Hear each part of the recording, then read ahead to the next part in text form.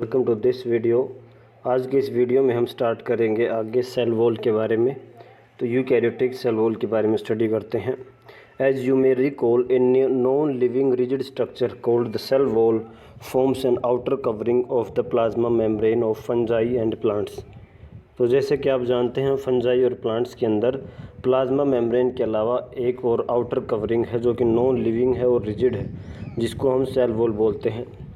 Cell wall not only gives shape to the cell and protects the cell from mechanical damage and infection, it also helps in cell-to-cell interaction and provides barrier to undesirable macromolecules। तो ये आपके cell wall के function बताए हैं। पहला क्या है, shape of the cell, कि ये सेल को शेप देता है। अगला क्या है, protects the cell from mechanical damage and infection, cell को डैमेज और इन्फेक्शन से बचाता है। तीसरा क्या है, सेल टू सेल इंटरेक्शन, एक सेल दूसरे सेल के साथ इंटरेक्ट करता है तो सेल वॉल के थ्रू करता है।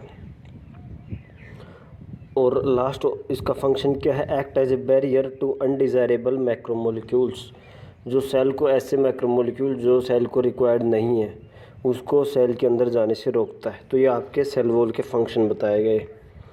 Algae have cell wall made up of cellulose, galactans, mannans and minerals like calcium carbonate. ये आपके एल्गी के बारे में बताया गया है।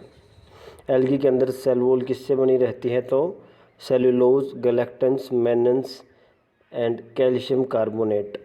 आगे, while in plant cell it consist of cellulose, hemicellulose, pectins and proteins. Plant cell के अंदर cellulose, hemicellulose, pectins and proteins, तो इनसे सेल वॉल बनी होती है। The cell wall of young plant cell, the primary cell wall is capable of growth। जब plant cell young होता है, जब नया प्लांट सेल बनता है तो उसमें जो सेल वॉल होती है वो ग्रो कर सकती है। तो मतलब उस केस में क्या है, वो लिविंग है। तो आपकी जो प्राइमरी सेल वॉल है, जो पहली बार जो यंग सेल में प्रेजेंट है, वो ग्रो कर सकती है। लेकिन क्या होता है, which gradually diminishes as the cell matures and the secondary cell wall formed on the inner side of the cell. और ये क्या होता है, प्राइमरी सेल वॉल ग्रोथ होती रहती है, लेकिन जैसे जैसे सेल आपका मैच्योर होता रहता है वैसे वैसे ये अपनी कैपेसिटी जो है ना वो ख़त्म कर देती है और सेकेंडरी सेल वॉल बन जाती है अपने inner side of the cell, cell की दूसरी तरफ। मतलब प्लाज्मा मेम्ब्रेन के साइड एक मेम्ब्रेन बन जाती है जिसको हम कहेंगे सेकेंडरी वॉल। तो सेल वॉल के अंदर शुरू में होती है प्राइमरी वॉल और उसके बाद बनती है आपकी सेकेंडरी वॉल। आगे देखिए, the middle lamella is a layer mainly of calcium magnesium pectate which holds और glues the different neighbouring cells together. Middle lamella क्या होता है कि जो दो सेल्स हैं उन सेल्स को आपस में ज्वाइन करने का काम करता है आपका मिडल लेमेला। मान लीजिए ये एक आपका प्लांट सेल है और इसके साइड में ये एक और प्लांट सेल है, तो इसके बीच का जो मटेरियल रहेगा जो इसको एक दूसरे से ज्वाइन करने का काम करता है वो होता है मिडल लेमेला। मिडल लेमेला एक इम्पोर्टेंट क्वेश्चन है, किस चीज़ से बना होता है, तो उसको कैल्शियम पैक्टेट, और मोर स्पेसिफिकली अगर बात करें तो ये आपका बना होता है calcium magnesium pectate. The cell wall and the middle lamella may be traversed by plasmodesmata which connects the cytoplasm of the neighbouring cell. क्या होता है, जो आसपास के सेल्स होते हैं उसका साइटोप्लाज्म कनेक्ट होता है, एक टनल लाइक स्ट्रक्चर होता है जिसको हम कहते हैं प्लाज्मोडेस्मेटा।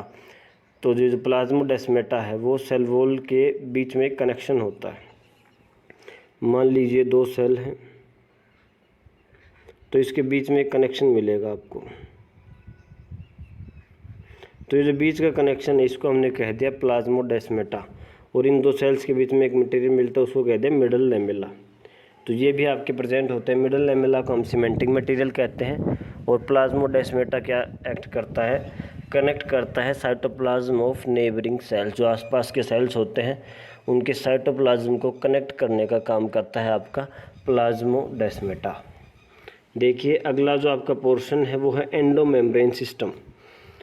तो एंडोमेम्ब्रेन सिस्टम के ऊपर क्वेश्चन आया हुआ है कई बार। तो देखिए, व्हाट इज़ एंडोमेम्ब्रेन सिस्टम। तो सबसे पहले समझते हैं कुछ एक जो आपके सेल ऑर्गेनेली हैं, जो यूकैरियोटिक सेल के अंदर जो सेल ऑर्गेनेली वो एक दूसरे से कनेक्ट है, उनका जो फंक्शन है वो एक दूसरे से कनेक्ट है। मान लीजिए कोई ऐसे एक सेल ऑर्गेनेली है, उसने पहला फंक्शन किया, उसके बाद वो उसी फंक्शन को आगे करेगा अगला सेल ऑर्गेनेली और उसके बाद अगला। तो ये ऐसे सीक्वेंस में एक फंक्शन चलता है जिसको क्या देते हैं हम, एंडोमेम्ब्रेन सिस्टम। देखिए पढ़ते हैं, while each of the membranes organelle is distinct in terms of its structure and function. जो आपका हर एक सेल ऑर्गेनेली है वो स्ट्रक्चर, अपने स्ट्रक्चर और फंक्शन के टर्म्स में अगर बात करें तो वो अलग होता है। Many of these are considered together as endomembrane system because of their functions are coordinated. लेकिन यदि फंक्शंस की बात करें तो बहुत सारे जो ऑर्गेनेलीज होते हैं वो एक दूसरे से कनेक्टेड होते हैं, मतलब कोऑर्डिनेटेड है, मतलब तालमेल मिलाकर काम करते हैं।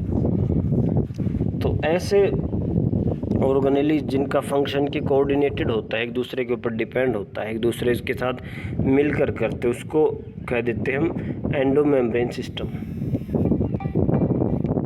देखिए आगे, the endomembrane system includes endoplasmic reticulum. तो इसके अंदर कौन कौन से आते हैं आपके, सबसे पहला आता है endoplasmic reticulum, Golgi complex, lysosome and vacuoles. तो ये आपके 4 सेल ऑर्गेनेलीज हैं, endoplasmic reticulum, Golgi complex, lysosome and vacuoles. तो जो चारों आपके सेल ऑर्गेनेलीज हैं इनके फंक्शन जो हैं वो कोऑर्डिनेटेड मैनर में चलते हैं, एक दूसरे से मिलकर काम करते हैं। तो इन चारों को मिलाकर हम बोल देते हैं एंडोमेम्ब्रेन सिस्टम। देखिए आगे, chloroplast and peroxisomes are not coordinated with the above components. जो क्लोरोप्लास्ट है और जो आपके पेरोक्सिसोम्स है वो उनका फंक्शन इनके साथ कोऑर्डिनेटेड नहीं है, वो अपना अलग ही फंक्शन करते हैं, तो इसलिए वो इसके अंदर इंक्लूड नहीं है। These are not considered as a part of endomembrane system. देखिए अब हम एंडोमेम्ब्रेन सिस्टम के हर एक पार्ट के बारे में थोड़ा थोड़ा जानेंगे। तो सबसे पहला आपका है endoplasmic reticulum. Electron microscopic studies of eukaryotic cells reveal the presence of network or reticulum of tiny tubular structures scattered in the cytoplasm, that is called endoplasmic reticulum। क्या हुआ कि जो इलेक्ट्रॉन माइक्रोस्कोप की डिस्कवरी के बाद जब हमने eukaryotic cell की स्टडी की तो हमने क्या देखा कि छोटे छोटे ट्यूब लाइक स्ट्रक्चर हैं जो पूरे साइटोप्लाज्म में बिखरे हुए पड़े हैं। तो ऐसे ट्यूब लाइक स्ट्रक्चर्स का एक नेटवर्क है, तो उस नेटवर्क का वो क्या है, वो पूरे साइटोप्लाज्म में बिखरे हुए पड़े हैं, तो उसी को हमने कह दिया endoplasmic reticulum. Hence endoplasmic reticulum divides the intracellular space into 2 distinct compartments, यानी कि luminal inside endoplasmic reticulum and extra luminal यानी साइटोप्लाज्मिक कंपार्टमेंट।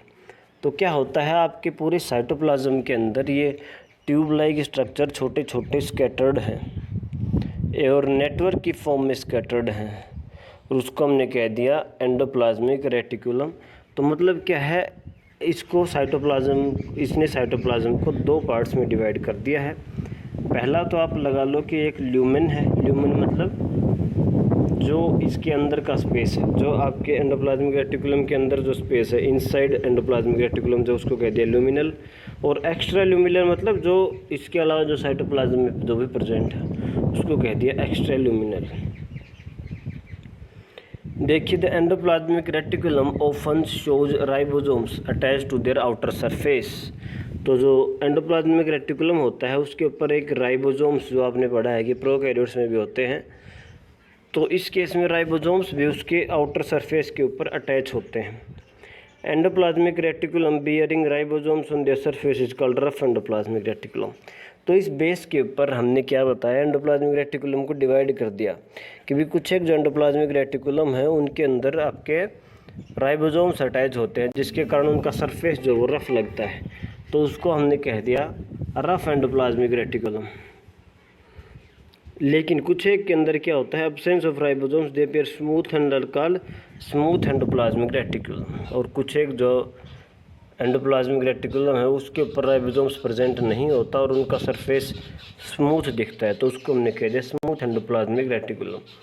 ये जो रफ एंडोप्लाज्मिक रेटिकुलम है और स्मूथ एंडोप्लाज्मिक रेटिकुलम है, दोनों के ही अलग अलग फंक्शंस होते हैं। देखिए, RER मतलब rough endoplasmic reticulum, RER is frequently observe in the cells actively involve in protein synthesis. ये मेनली प्रोटीन सिंथेसिस के अंदर रोल प्ले करता है। जो भी प्रोटीन सिंथेसिस हो रही हैं उनकी वो टारगेटिंग करवाएगा, उनको टारगेट साइट तक लेके जाएगा, उनकी पैकेजिंग करवाएगा। तो इसमें मेनली ज़्यादा रोल होता है रफ एंडोप्लाज्मिक रेटिकुलम का। तो ये ऐसे सेल्स में ज़्यादा मिलता है जिसके अंदर की प्रोटीन सिंथेसिस ज़्यादा हो रही है।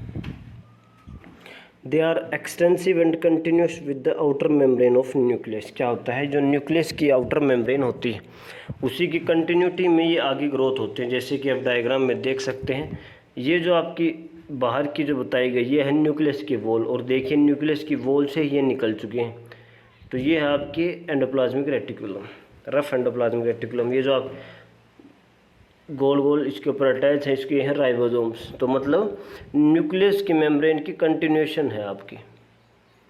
अगर हम बात करें स्मूथ एंडोप्लाज्मिक रेटिकुलम की, तो smooth endoplasmic reticulum is the major site for lipid synthesis. तो ये इसका इंपॉर्टेंट फंक्शन है लिपिड की सिंथेसिस के लिए। In animals lipid like steroid hormones are synthesised in SCR। तो लिपिड लाइक स्टीरॉयड हार्मोन्स होते हैं, लिपिड की सिंथेसिस होती है, और एक आपका इम्पोर्टेंट फंक्शन होता है डिटॉक्सिफिकेशन भी ये करता है। तो डिटॉक्सिफिकेशन में भी स्मूथ एंडोप्लाज्मिक रेटिकुलम का रोल होता है। अगला देखिए आपका Golgi apparatus. Camillo Golgi in 1898 first to observe and densely stained reticular structure near the nucleus. तो सबसे पहले जो डिस्कवरी की थी वो थे आपकी कैम्बिलियो गोल्जी।